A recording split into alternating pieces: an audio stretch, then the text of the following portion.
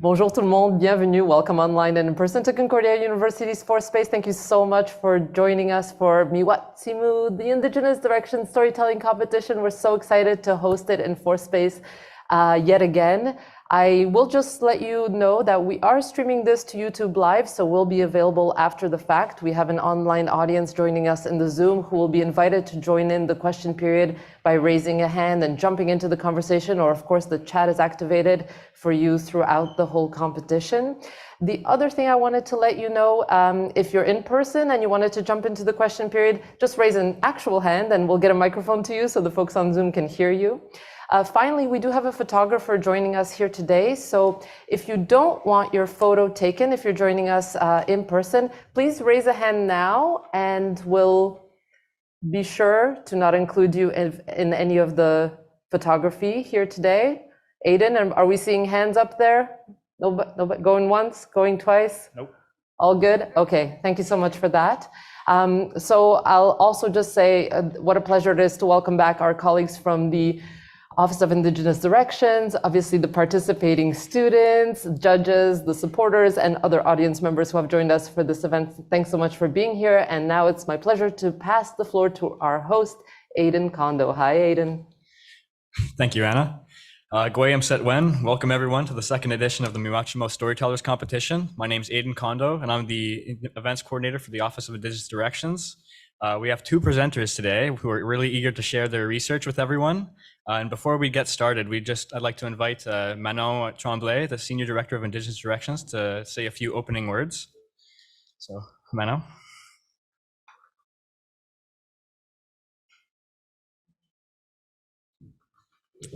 Tanse kakio, miwa pistakisko mina mistao, miywâcimo meey-WAH-tsee-moo.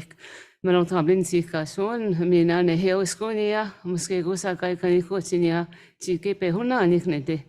So good afternoon, everyone, and welcome to the second edition of meey-WAH-tsee-moo, the competition that showcases the research of our Indigenous students. So my name is Manon, as Aiden said, and I'm a Plains Cree from the community of Muscade Lake, and I'm also, well, Senior Director. So meey-WAH-tsee-moo is a Cree word that means tell a good story. And this is exactly what we're looking forward to today. We want our student finalists to tell us in 4 minutes or less, I know that's going to be very hard, what makes their research compelling and how their research can have a positive impact on our communities. But first, to ground us in our own worldviews and to honor all those who've come before us and to lift up our finalists as well as our judges, we acknowledge the land that we stand on today. So I would like to acknowledge the incredible honor and privilege to live, work, and play in the traditional, ancestral, and unceded territory of the Kanien'kehá:ka people. This land, called Tiohtià:ke, is a historical gathering space for many Indigenous peoples today, and it is home to people from all over the world. My own family's journey has taken us from Treaty Number 6 territory to Tiohtià:ke, a place that we call Monyannak. And I continue to look up to my Haudenosaunee brothers and sisters for guidance in my work as well as in my private life. And now I'll turn it back over to Aiden. Thank you.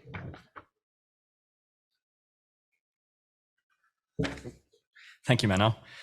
Now to introduce our judges for today's competition, we have Anne Whitelaw. Anne Whitelaw became Concordia University's Provost and Vice President Academic in July 2021, having previously held the position of Deputy Provost and Vice Provost, Planning and Positioning. A professor in the Department of Art History, she joined Concordia in 2011 after 11 years at the University of Alberta. She's a member of the Comité des Affaires Académiques of the Bureau de Coopération Interuniversitaire, where she chairs the groupe de travail mixte sur la violence caractère sexuel. She also serves on the Conseil Franco-Québécois de Coopération Universitaire and the boards of Metropolis Blue and Vanier College. Anne's priorities as provost are to champion equity, accessibility, and decolonization at the university, integrate sustainability across the curriculum, and increase the valorization of teaching and learning. Dr. Miywâcimo Pukan, assistant professor in history in the School of Public Affairs at Concordia, is an emerging scholar and recent graduate at the University of Western Ontario. Dr. Pukan of Saugeen First Nation discovered the wax cylinder audio collection recorded in the 1930s of Robert Thompson, Elizabeth Thompson, and Dr. Edwin Seaborn. The recordings share conversations, songs, and stories of Anishinaabeg. They were recorded during a time when it was illegal for Indigenous peoples of Canada to practice their culture and speak their language. Ron Abrera has worked in the field of entrepreneurship and Indigenous community economic development for over 30 years. After serving in the United States Navy, he attended the University at Buffalo, State University of New York, where he achieved a Bachelor in Business Administration in 1986. He then worked as the Business Service Officer in the Mohawk Council of Kahnawake, primarily writing business plans for local entrepreneurs and performing research duties for the community development issues projects. He was named the Executive Director of the Economic Development Agency in Kahnawake in June 1990. As the director, he guided and developed both of the Aboriginal capital corporations and development and training agencies in Kahnawake, and presented to the RCAP in May 1993. He completed his MBA from Concordia in 1995 and has taught entrepreneurship at the John Molson School of Business, Concordia University, since 2002. So now I'd like to, before I introduce the presenters, I'd just like to go over a basic rundown of the events. So each presenter will have 4 minutes for their presentation, followed by a 4-minute questioning period where the judges and the audience can ask questions. If you have any questions, simply raise your hand and someone will come bring you a microphone. And once all the presentations are over, the judges will convene in a different room to deliberate. During this time, you'll be asked to, once the presenters are over, the judges will be there, and then you can feel free to ask any questions or take a break. There's going to be some snacks around. And when the judges have made their decisions, they'll return to announce the winners and say a few words. There'll also be refreshments, like I said, so feel free to stick around. So with that being said, the first in line to present is Autumn Godwin. Autumn is meey-WAH-tsee-moo from Montreal Lake Nation, located in Treaty 6 territory, northern Saskatchewan. She's currently enrolled in her master's at Concordia's individualized program, and her research is focused on revitalizing Indigenous cultural practices. And is Autumn here? Without further ado, Autumn.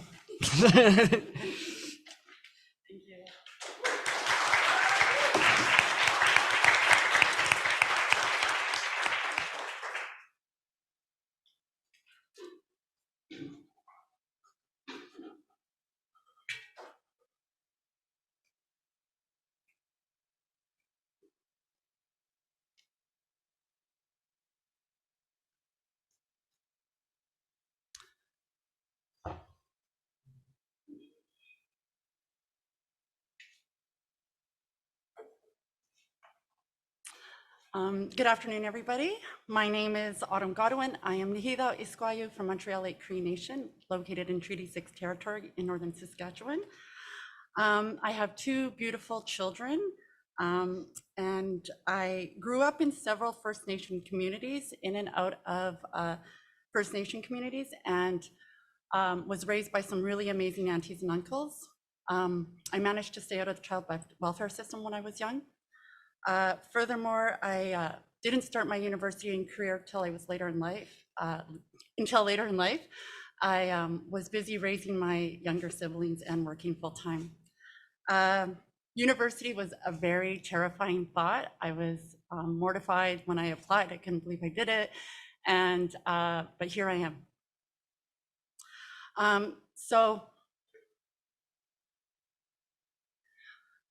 Due to harmful policies, the separation of Indigenous people from their lands, there's been a rupture in the transmission of knowledge.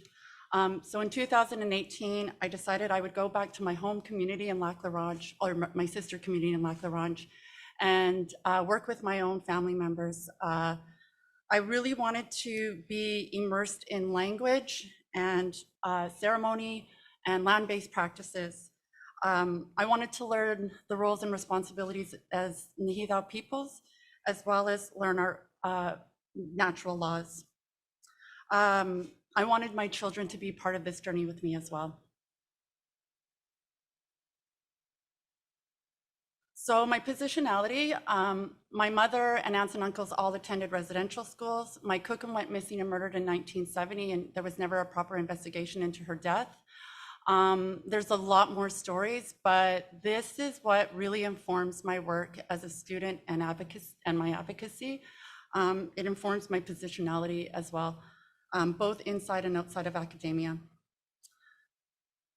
So we have to talk about ethics. I had to negotiate between the university as well as banding council and my community who I'm most responsible to.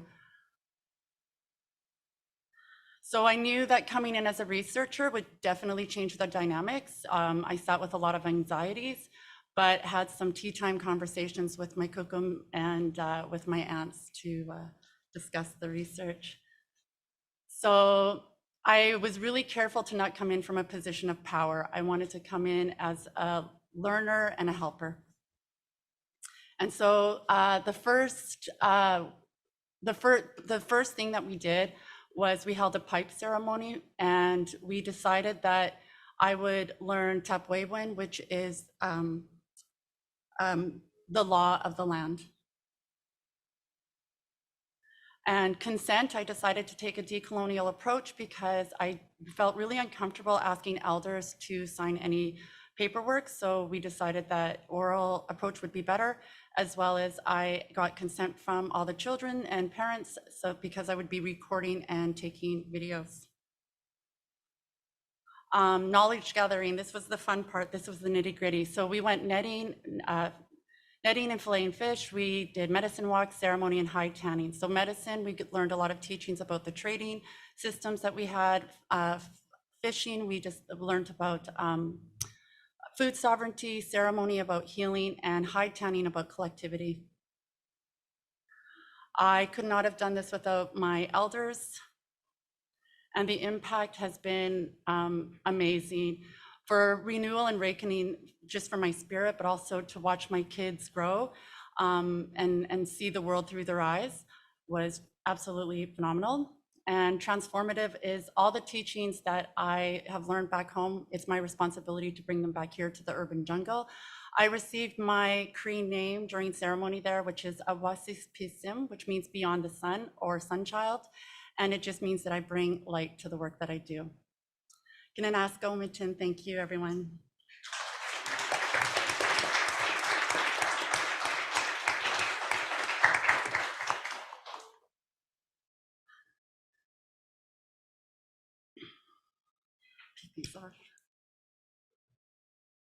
Oh, do I have to go? Oh. Does anyone have any questions? Maybe questions virtually?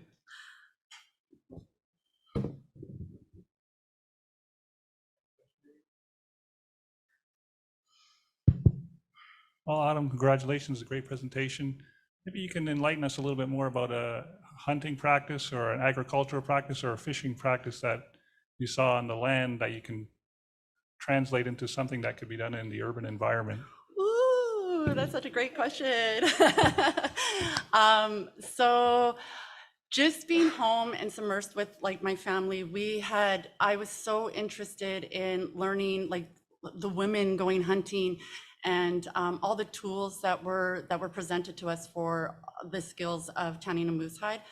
So when I had gotten back from Saskatchewan, about maybe a year and a half later, I started a collective named the Buckskin Babes, which is urban moose hide tanning here in the city. And that's really like my reciprocity of bringing the bush to the city and really, yeah. Does that make sense?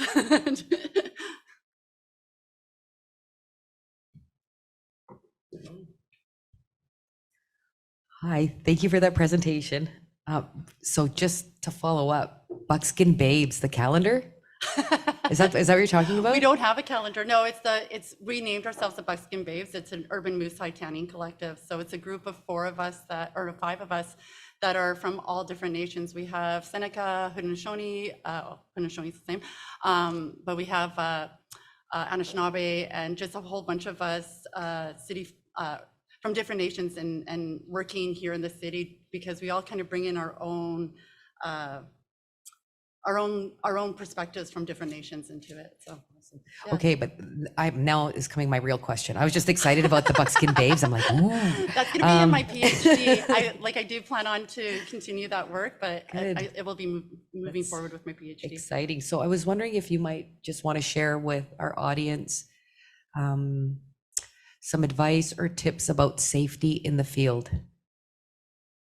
Oh, yeah, so that was really with the elder co-creation. So having my family members there and having also like a medicine man and some really some healers were there to guide the work that we did, but they were also, you know, like they know the lands, they've been there their whole lives, like they know the trap lines, they know the routes, they know everything. So for me to go back home, and of course I was scared, like we are 2 hours away from any like roads, like we're literally on an island. So there was a lot of fear for my kids, like what if they hurt themselves, like what are we going to do? And it was crazy because my son got stung by a bee and we had no, you know, medicine to put on him, but my aunt had taken plantain and also sap, put it on his bite, and instantly like it went away. It was better than any like pharmaceutical medicine. Yeah. Great, thank you. Thanks, Autumn. That was a really great presentation. Really enjoyed it. Loved the images. My question is more about the what's next. So if I understand, are you writing your PhD now, or you're finishing your master's? I'm finishing my master's. Okay. I'm in the writing stage right now, and then I'll be applying for my PhD in October. Okay. So my question is how you translate the practices and the information and the I think the real materiality of the work that you're doing. It's very much part of it. You know, it's an embodied practice. How do you translate that, or do you translate that into writing, or are you imagining a different format for how you might present that and disseminate that research? So yeah, I've really thought about that. I feel that academia in the beginning was really, really difficult for me. The writing process was excruciating. I didn't understand the language, that like how I was supposed to talk, and I felt actually quite emotional and angry when I first started. I felt like these spaces weren't for me, and I really had to use the resource center and to gain confidence, but also to feel like a sense of belonging. I feel that like the values of going home and coming back is learning to speak from the language that I know, and from and not having to adapt to Western and colonial languages. So I will translate that into my writing, but also just speaking my truth and speaking Tapwewan, like I explained in the presentation. We do have one question from the Zoom. If I can read it out for folks, is that okay? Okay, so Anna Kruzinski asks, can you please speak to how relations with the elders has fed your research, Autumn? Oh man, it's been so transformative and healing, to be honest with you, like working with family members, but also working with as my guides. It's fed my work in the sense of really giving me support and teaching me ethics and teaching me and giving me a sense of belonging back home. I feel like because as an adolescent, I have not really, because of the way I grew up, I had not really had a solid, stable upbringing. So being able to go back home and have that connection with my family was just amazing. Huh? Thank you, everyone. I appreciate it.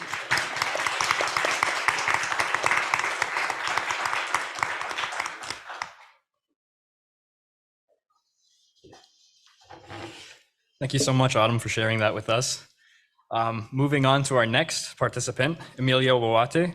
Emilio is Algonquin Anishinaabe from Barrier Lake, Kitigan-Zibi, Quebec. He's in his 5th year in the Concordia undergrad program, double majoring in music and First People Studies. So, Emilio. Perfect. Welcome.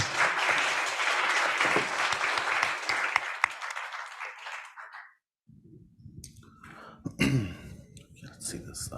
Kwekanawi, Emilio Wawate, Indigenous Kazonan, Moniakma, Nidijike, Taganek, Mamui Taganzibi, Nadoje.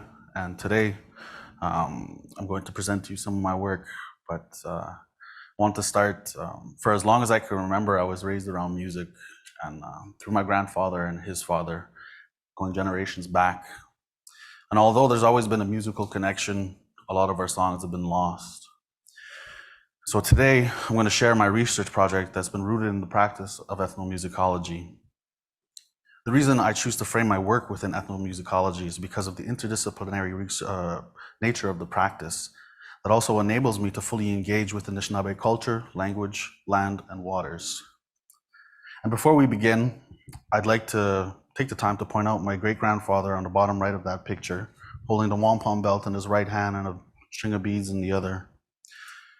This picture was taken in the 1910s, just several years prior to the Indian Act implementing the confiscation and the banning of sacred and ceremonial objects and items, as well as the banning of ceremony, singing, and dancing. A lot of my musical inspiration and my cultural knowledge was passed down through my Miywâcimo family, and my great-grandfather was a violinist that was renowned in most of the Algonquin communities where he would go to fiddle and people would dance. And so my artistic mandate is guided by the 4 directions, which involves revitalization, creation, transmission, and performance. And so I started off my research chronologically from just after first contact through the era of New France and transitioning into the Industrial Revolution right into modernity. I sought leads for Algonquin and Anishinaabe music specifically, but I found transcriptions of Gregorian chants that were used early on to assimilate Algonquian-speaking people to Christianity. And so without much luck finding traditional Algonquian-specific music, I chose to expand my research into Anishinaabe and Algonquian melodic and rhythmic characteristics.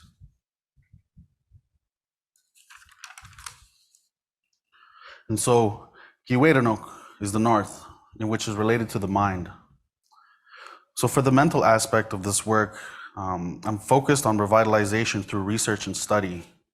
And my goals through this direction are to conduct archival and community-based research for songs and stories, and to study and practice Anishinaabe through mentorship, self-guided study, and community engagement.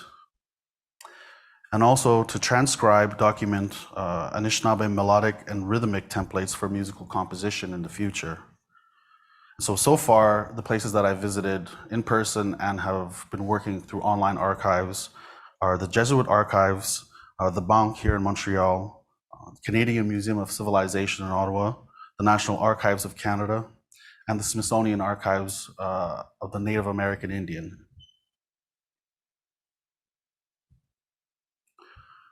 Wabanonok is the east, which is related to the spirit.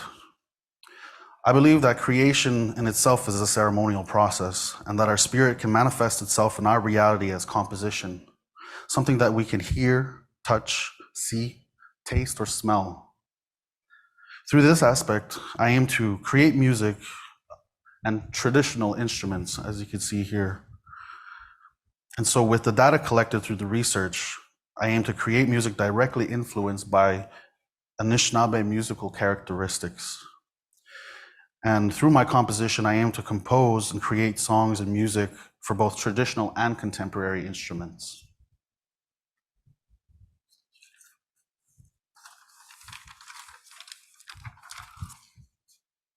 And so Shawanuk is the south, which is related to the emotional well-being. And so through this direction, I aim to transmit knowledge onto the next generation through musical education through the guitar and voice. And so some of my educational goals are to develop singing and ear training through solfege with Anishinaabe youth, to create accessible musical education, language learning through songs and singing, and to develop and teach culturally inspired curriculum for Indigenous students. And so Nagabianuk is the west, which is related to the physical aspects of life. Through this direction, I aim to engage in physical activities from singing songs, getting out on to and working with the land for physical wellness. So my objectives are mobilization through the reclamation of sovereign food systems, revival of social and ceremonial dances through the creation of Anishinaabe songs, the reclamation and reviving of seed, harvest, social dance songs through gardening and foraging, as well as becoming physically and actively engaged with the land with all generations. And so my project outcome aspirations are ultimately to revive, reclaim, reappropriate, and reinstate our sovereignty and healing through language, music, ceremony, culture, and sovereign food systems. And through the interconnected practices of the 4 directions, the overall goal is to live a good life. Miywâcimo. Miywâcimo.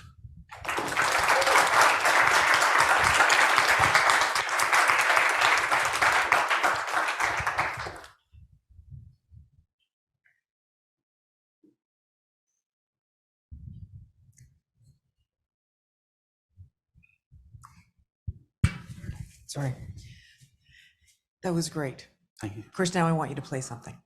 I mean, is it too loud? I mean, I played a little something a while ago. I'll just play a little Okay, excerpt. okay. I'll improvise something.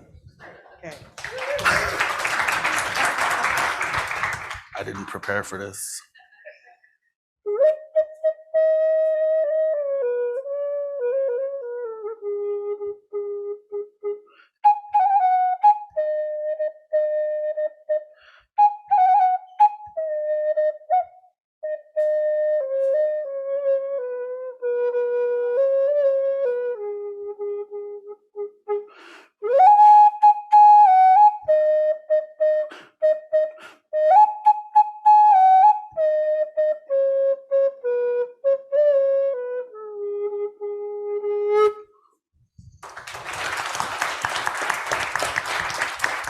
Yes.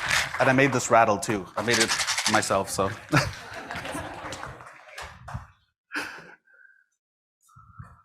That was a fabulous presentation. Thank you. Okay, now I'm gonna get hard on you. Good. Can you please tell us about your academic influences and who you rely on the most? Like in terms of like what's inspired my research? Yeah, you know, that when we're doing our lit reviews and Oh, is yeah. there, Well, I mean, you're one of them, of course. You know, there's been a big inspiration there. thank you, Miywâch. But it's true, you know. I think for myself, you know, music goes back so far, right? And I always remember my chum having the guitar and sitting around the fire and all these things. And I think like, I talk about like my chum, right? But that's like where the musical and cultural inspiration comes from. But I was raised by all my grandparents, but in particular, I'm inspired by him because he was a residential school survivor, and he went to Spanish Ontario, and a lot of my inspiration has come from that, and my spirit has been inspired, and also to keep going through that. But a lot of my work has been inspired by just wanting to sing in Anishinaabe and to be able to I know that it doesn't create a disconnect between us and our ancestors, but I just feel that there's something missing, not just for me, but I've seen it in my community. I went asking around who has Anishinaabe songs and stuff, and there's very far and few. And this is why it's also for me important for me to be able to go back to my community and to start engaging personally with my community, because I know that there are some elders that still carry these songs, but I hadn't been able to go up because of COVID, right? And so my biggest inspiration actually probably comes from studying the classical guitar and learning about Agustin Barrios Mangore, who is a Guarani classical guitarist from the early 20th century. And he was prolific as a composer. He composed over 300 pieces for the classical guitar, which were also directly influenced by the Paraguayan and the Guarani folk music, which he incorporated the melodies and the rhythms. And so one of the things that kind of inspired me to look more into the melodic and rhythmic aspects is the inspiration of Latin American music, how you have the samba, the merengue, the tango, and how these musical characteristics have templates of rhythms that like are changed and altered at tempo, but they're set in stone. I don't want to say set in stone. They're set in such a way that you'll recognize that this is this style of dance. And so I wanted to kind of go around and collect all of this information so that I could utilize that and kind of like revive these song structures and song styles back in our community, because in some of the old archival stuff that I've been looking at, there's a lot of what we would call metric modulation and stuff, which is changing between meters and going between 3 and 2, like 1 2 3 1 2 3 1 2, or 1 2 3 1 2 1 2 3 1 2 3. And today you hear a lot of like the straight, like big drum stuff, and the round dance, da da da da da da. And those rhythms are quite universal within the powwow circles and stuff. And so one of the things I've also had to navigate is ceremonial, like transcribing rhythms and all these melodic information from ceremonial songs. And I've noticed that with ceremonial songs, it becomes a little, you can't really be going around sharing those songs out in public and sharing them with people that don't come from. So I'm still kind of navigating understanding, which is also one of the reasons why I would like to go out and engage in ceremony more, so that when I do decide to come back for my graduate studies, I will be rerouted and with a clearer mind and there in full body and spirit. So yeah. Miigwech. Emilio, that was a great presentation. I'm curious to know your thoughts on what role you think technology can play in broadening the audience, not only in Anishinaabe communities, but across Turtle Island and other Indigenous communities, and even the non-Indigenous people. Technology is something that I've been working with for about 20 years now. I started using video cameras and stuff with Wapaguni Mobile. I think me and Craig were about 12, 13 years old when they first came around. And I've noticed in history and in archives and studying all these things, there was the development of technology itself with cameras and the recording and stuff was really used in the beginning to document our people who they thought were going to be exterminated within the next several years. And so a lot of these technological advancements either came from the documentation or the extermination of our people. And so from my understanding, even in my own experience, when I first started using cameras and stuff, elders didn't want to be recorded. They didn't want to be on camera. They didn't want to be none of that. But through organizations like Wapaguni Mobile and InPath and people, organizations that have been helping Indigenous youth get their hands on technology and behind the cameras and behind the recording machines, I've noticed that there's been, I don't want to say an inspiration, but there's been an opening where the elders are seeing the next generation, their kids, right, embracing technology, but using technology to document, which is very important because, like when things happen, when the genocides happen and smallpox epidemics, like things had to be passed down orally. Wampum belts were being taken away too, birch bark scrolls, all these things were used to document. When they say that we don't have a written language, it's not necessarily true because we did document things. And so when people were dying left and right, they had to really reinforce the practice of oral tradition. And so today, we wouldn't be here if we didn't adapt. We're constantly adapting.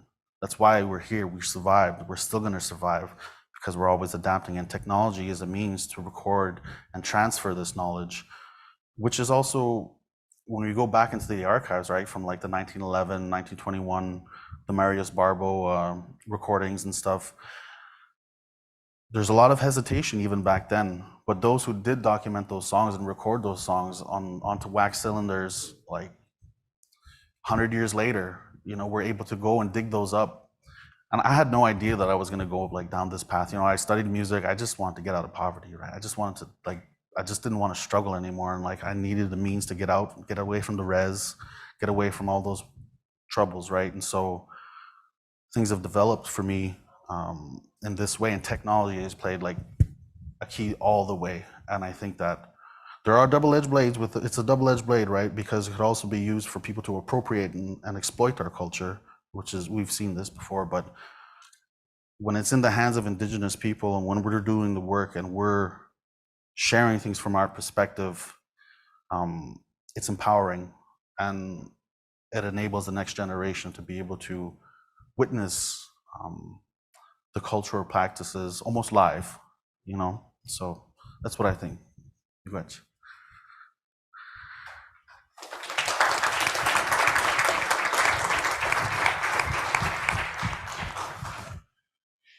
Thank you so much, Emilio. So now at this time, if the judges are ready, they'll leave momentarily for a good 10, 15 minutes. So if you want to have a break or if you want to ask questions to the participants again, that's all good. But we'll be, the judges will go this way.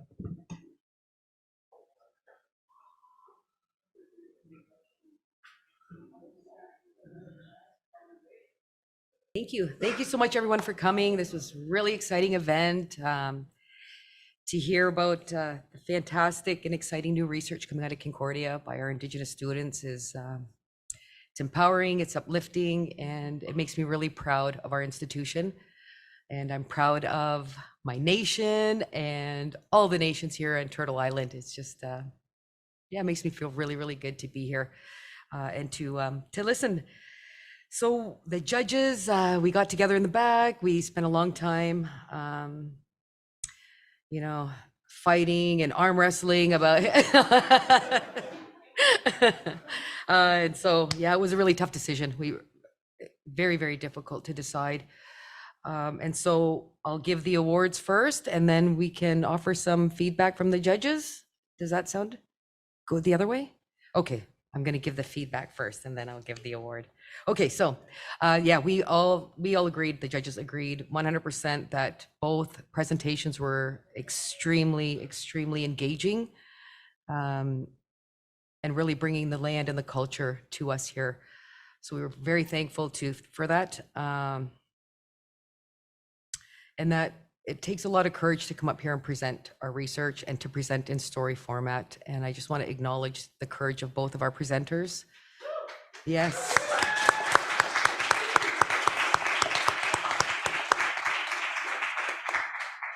Okay, so just some quick feedback for Autumn. So for the first presentation, I really liked how Autumn used her body. So when she put the blanket on, for me, that was that symbol of reconnecting to culture. I thought that was really, really powerful move. We liked that the storytelling was verbal, but it was also through the images. If you noticed on her PowerPoint, the images were extremely compelling.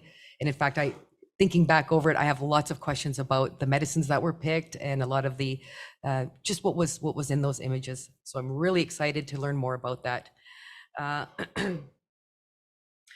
We just felt that for Autumn's presentation, just to give some feedback for next time she presents, that maybe to think about some balance throughout the presentation. So loved hearing about the family, and then just because of the time frame, a little hearing more about the research on the end. So just thinking about balance throughout the presentation, and that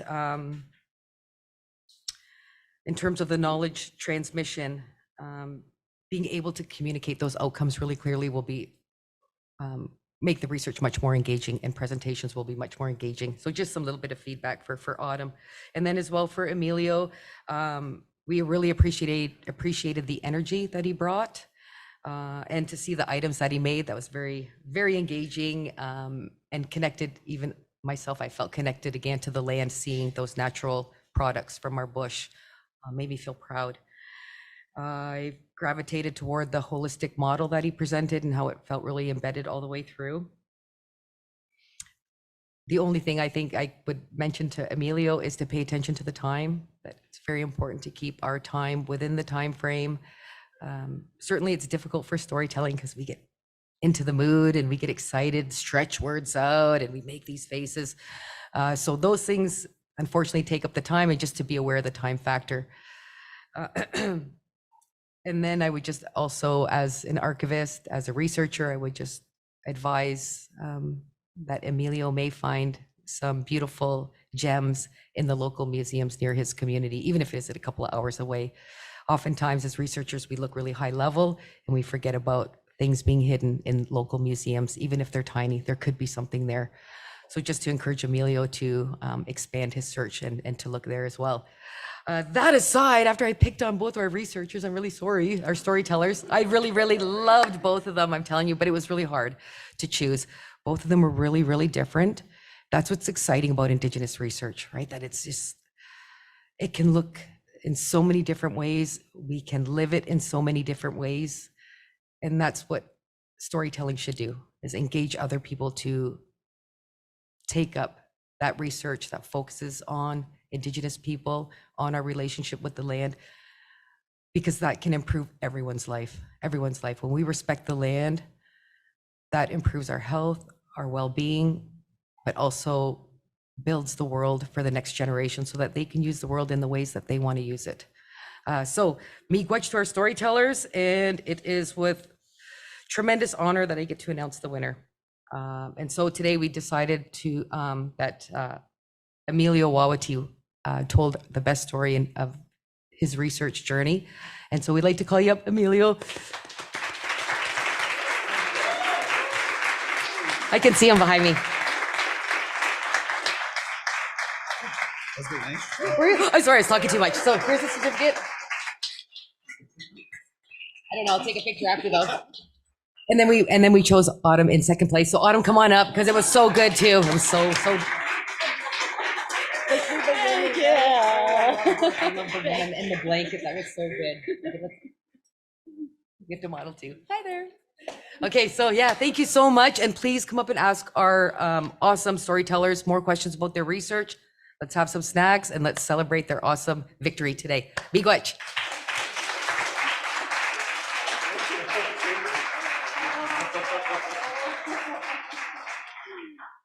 So congrats, Emilio and Autumn, for first place of $5,000 and second place of $2,500.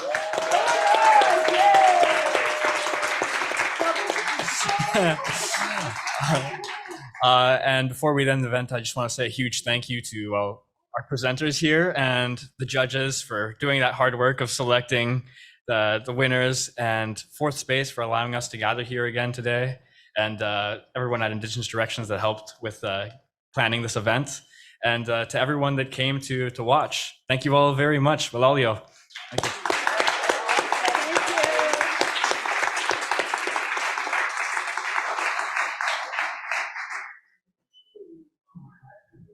Congratulations, everyone. And I'll just say to the folks on Zoom, thanks so much for being in that space. We will be closing up the Zoom space now.